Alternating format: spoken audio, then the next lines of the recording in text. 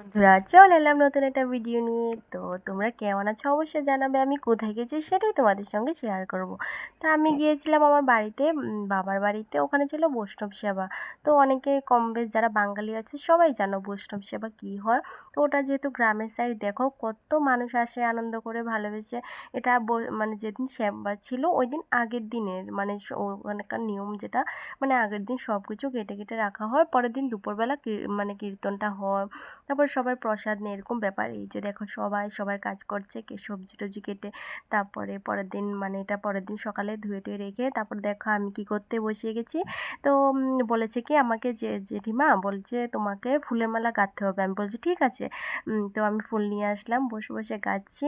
তো এই যে দেখো আমি একটুখানি ভিডিও করে নিলাম। তো এই যে দেখো এটা হলো আমাদের বাবার বাড়ির ঠাকুরঘর।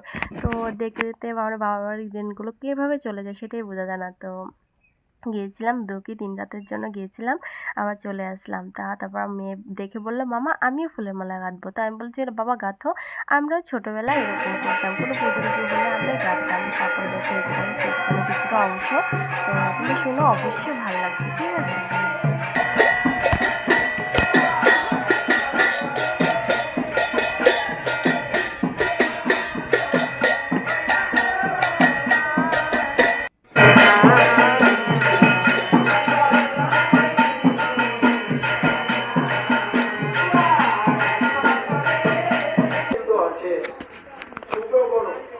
ওরা খুব সুন্দরভাবে ভাগবতটা পাঠ করে শোনান এখানে, খুবই ভাল লাগে। আর গ্রামের মানুষ এগুলো খুব শুনতে ভালোবাসে।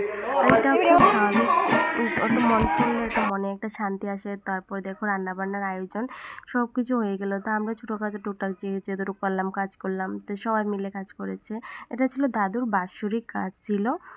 আমার দাদু যে মারা গিয়েছিল এখন দেখো আবার সে টুকটাক চলছে।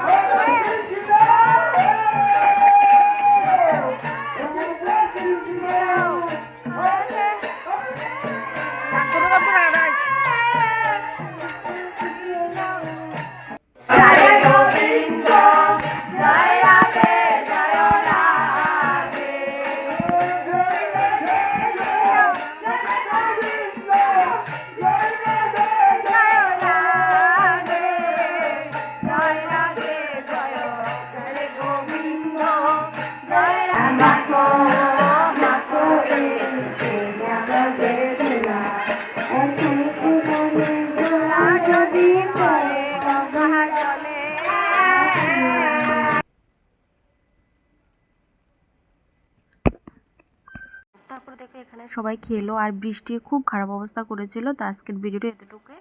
তো